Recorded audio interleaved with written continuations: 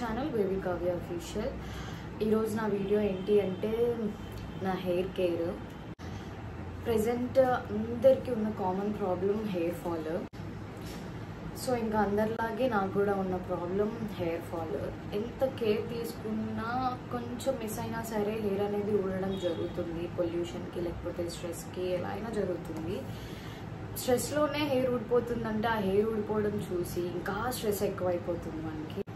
నా హెయిర్ సిల్కీగా బాగానే ఉంటుంది, నాకు నచ్చుతుంది. బట్ హెయిర్ ఊడిపోవడం చూస్తుంటేనే చాలా బాధేస్తూ ఉంటుంది. బేసిక్గా నా హెయిర్కి అయితే నేను ఎక్కువ ఏది యూజ్ చేయను. నా ప్రీవియస్ మినీ వ్లాగ్స్ కనుక చూసినట్టయితే హెన్నా ఉంటుంది.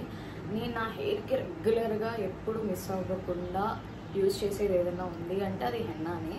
అది లాక్డౌన్ టైంలో నాకు మా మమ్మీ అలవాటు చేశారు. చాలా బాగా వర్క్ అయింది. మ్యాక్సిమం నా హెయిర్కి నేను అదే యూజ్ చేస్తాను. అండ్ దాంతోపాటు రీసెంట్గా నేను ఇంకోటి అనేది యూజ్ చేయడం స్టార్ట్ చేశాను. మ్యాక్సిమం ఇది అందరికీ తెలిసిందే, ఫ్లాక్స్ సీడ్స్. దీంతో జెల్ ప్రిపేర్ చేస్తారు. ఆల్మోస్ట్ అందరూ ఈ మధ్య తెగ యూజ్ చేస్తున్నారు. నేను హెన్నాకి ఎలా అయితే గ్యారంటీ చెప్పానో దీనికి కూడా అంతే గ్యారంటీ ఇస్తాను. నిజంగా హెయిర్కి చాలా బాగా వర్క్ అవుతుంది. ఖచ్చితంగా ట్రై చేయాలి. ఇది యూజ్ చేసిన ప్రతిసారి వీడియో తీద్దాం అనుకుంటాను, బట్ కుదరదు, మర్చిపోతుంటాను, ఫాస్ట్గా పెట్టేసుకుంటాను. ఇది నా హెయిర్ క్లిప్ పెట్టడం వల్ల ఇలా వచ్చేసింది. నా హెయిర్ సిల్కీగానే ఉంటుంది. నాకు హెయిర్ సిల్కీనెస్లో నాకు ఏ ప్రాబ్లం లేదు. ఇంక ఇది ఇంకా కోమ్ చేయకపోవడం వల్ల కొంచెం హెవీగా అనిపిస్తుంది, కానీ నార్మల్గా అయితే నాకు స్ట్రైట్ హెయిరే. ఇంకా వీడియోకి చూపిద్దామని చెప్పేసి నేను ఇలా అయితే కోమ్ చేసుకోకుండా ఎలా అయితే ఉందో అలా హెయిర్ చూపిస్తున్నాను. హెయిర్కి క్లిప్ పెట్టేసుకొని టై చేసుకొని ఉండడం వల్ల హెయిర్ అంతా ఫ్రీజీగా అలా వేవీగా ఉంది. సో ఇవి ఫ్లాక్స్ సీడ్స్. వీటితో ఇప్పుడు నేను జెల్ ప్రిపేర్ చేసి హెయిర్కి అయితే అప్లై చేసుకుంటాను. దీంతో పాటు నేనైతే ఈ కలోంజీ సీడ్స్ కూడా వాటితో యాడ్ చేస్తాను. తెలుగులో వీటిని నల్ల గింజలని అంటారు. సబ్జా సీడ్స్లా అనిపిస్తాయి, బట్ కొంచెం డిఫరెన్స్ ఉంటుంది. ఇవి చూసి తీసుకోవాలి. నా హెయిర్కి సరిపోయేంత ఒక 4 స్పూన్స్ సీడ్స్ అయితే తీసుకున్నా.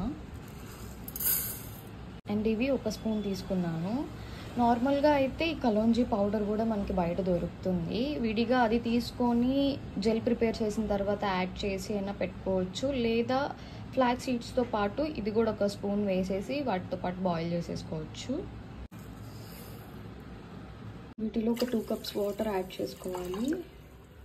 మనం సీడ్స్ ఎంత తీసుకున్నామో దాన్ని బట్టి మనం వాటర్ అనేది యాడ్ చేసుకోవాలి. ఎక్కువ వాటర్ యూజ్ చేసినా సరే మనకి జెల్ అనేది అంత బాగా రాదు.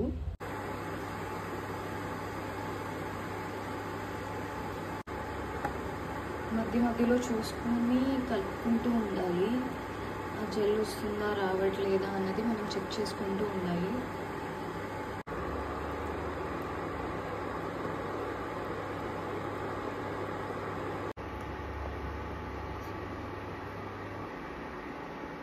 జెల్ ఫామ్ అయ్యేది కనిపిస్తుంది ఇక్కడ. ఇంకొంచెం సేపు అయితే కంప్లీట్గా జెల్ అయితే ఫామ్ అయిపోతుంది.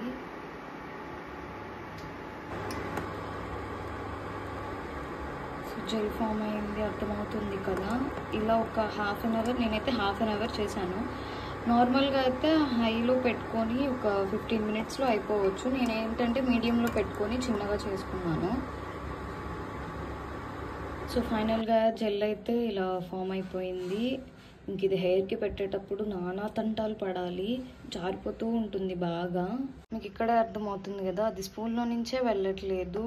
ఇంత బాగా జెల్ ఫామ్ అయ్యి పెట్టుకుంటే ఏంటంటే హెయిర్కి చాలా బాగుంటుంది. అసలు స్పూన్ నుంచే వెళ్ళట్లేదు. సేపు అయితే దీన్ని పక్కన పెట్టుకోవాలి కొంచెం చల్లబడేదాకా. ఇది కూల్గా అయిన తర్వాత మళ్ళీ దీన్ని సపరేట్ చేసుకోవాలి. ఇంకా ఇది చల్లబడిన తర్వాత ఇట్లా ఒక క్లాత్లో తీసుకొని సపరేట్ చేసుకోవాలి. చూస్తున్నారు కదా అసలు ఎంత జెల్గా ఫామ్ అయిపోయిందో. నేను మరీ ఇంత జెల్ అవుతుంది అనుకోలేదు, ఈసారి ఎక్కువ ఫామ్ అయిపోయింది. ఎక్కువ జెల్ ఫామ్ అయిపోయింది, అందుకని చెప్పేసి నాకు ఇంకా సపరేట్ చేయడానికి అస్సలు రాలేదు. చూస్తున్నారు కదా ఇంక ఇట్లా వచ్చేసింది. అస్సలు సపరేట్ అవ్వలేదు, క్లాత్లోనే ఉండిపోతుంది, అస్సలు కిందకి రావట్లేదు. ఇంకా అందుకని చెప్పేసి నేను ఇంక విడిగా ఇట్లానే పెట్టేసుకుంటాను. ఇది నా చేతిలో కూడా ఉండట్లేదు, జారిపోతుంది, బాగా ఫామ్ అయిపోయింది. ఈసారి హెయిర్కి పెట్టుకోవడం చాలా కష్టమైపోయింది నాకు. ఈసారి నాకు ఎక్కువ సీడ్స్ వేసాను అనిపించింది.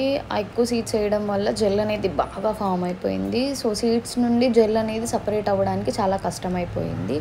అందుకే చూసి సీడ్స్కి తగ్గట్టు వాటర్ అనేది యాడ్ చేసుకొని పెట్టుకుంటే మనకి జెల్ అనేది కరెక్ట్గా వస్తుంది. అప్పుడు ఈజీగా సపరేట్ అయిపోతుంది.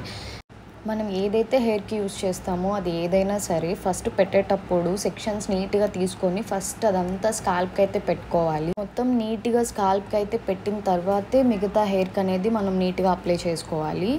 ఓవరాల్గా పెట్టేసిన తర్వాత కొంచెం లైట్గా స్కాల్ప్కి అనేది మసాజ్ చేసుకుంటే ఇంకా బాగా అనిపిస్తుంది. బ్లడ్ సర్క్యులేషన్ అదంతా బాగా జరిగి మనం ఏదైతే పెట్టుకున్నామో దానికి యూజ్ ఉంటుంది. నేను ఓవరాల్గా నీట్గా మొత్తం అప్లై చేసేసుకొని ఇలా హెయిర్ టై చేసుకున్నాను. ఒక 30 to 40 minutes అయితే ఉంచుకోవాలి. నేను ఒక 40 minutes ఉంచుకున్నాను. ఇంకా లాంగ్ హెయిర్ ఉన్న వాళ్ళు ఇంకా అది డ్రై అవ్వడానికి టైం పడుతుంది కాబట్టి ఇంకొక ఎక్కువసేపు ఉంచుకోవచ్చు. హెడ్ బాత్ చేసిన తర్వాత అయితే నా హెయిర్ ఇలా ఉంది. కంప్లీట్గా అయితే డ్రై అవ్వలేదు, కొంచెం వెట్గానే ఉంది.